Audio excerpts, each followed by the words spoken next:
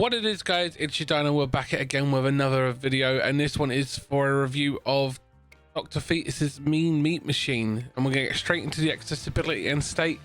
There isn't really any in the way of accessibility that should be considered accessibility. No colorblind correction or anything like that, and nothing else. It has just like ease of gameplay accessibility, which is not a bad thing. So in the customization, again, there isn't any. And I understand why. This isn't really a game where you can customize a lot of things.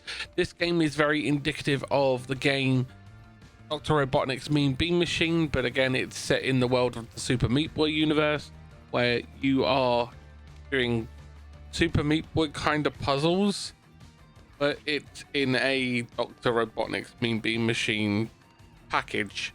And that's the best way I can describe it. There are customizations in the levels that are done, but it's not the customizations that you can control. Don't get me wrong, I feel like it is definitely aimed at a specific market, and I will get into that later on. But it does seem like it's a well-designed and well-thought-out game. But we haven't seen a lot from the Super Meat Boy universe in a long time, and I feel like the reason why is because they've been working on this. And don't get me wrong, it's a very interesting game. It has a lot of unique playability in the different worlds that they've created and different puzzles. It's definitely well done, and I feel like, that being said, it's not a bad game. It's definitely one that is aimed at a specific market, and as I was saying, the gameplay is different levels where you have to basically hit the 3 chains that are required to break the little locks on the level, complete it. Once you do that, you are then able to progress on to the next level, and so on and so forth. But as you play through, the levels do get significantly more difficult. That's why in the accessibility menu there is a unique feature in the fact that you can just basically become invincible, so you can just play through and enjoy it. And that's a good thing. I feel like that is definitely aimed at everyone, and everyone can enjoy it. It's definitely a key factor that will make this game accessible for everyone, but it's not what I would consider a true accessibility feature. And it's definitely a gameplay accessibility feature, and that's why I mention it. I feel like they've done a good job in trying to make sure that the gameplay is accessible for everyone using those key things.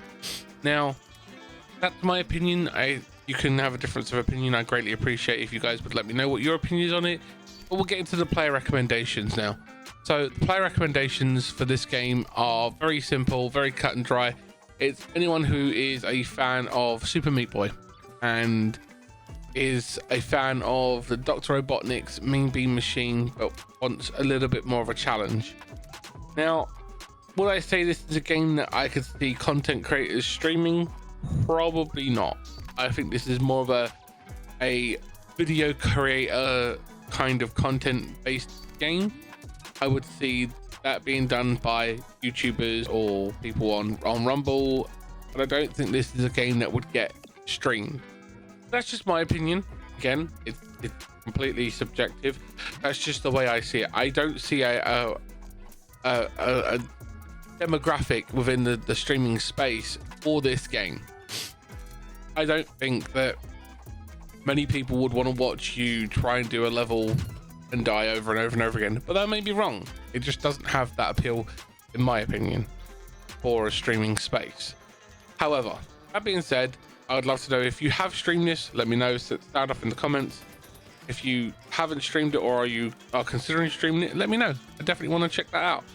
For my final thoughts though are basically, this is definitely a game that is trying to cash in on a new market, and whilst I wouldn't say that this is one that I feel that they should aim for, it is definitely one that they're trying to open up themselves to new possibilities, and that's a good thing. By opening themselves up to new possibilities means that they can open themselves up to new demographics and probably get new people involved.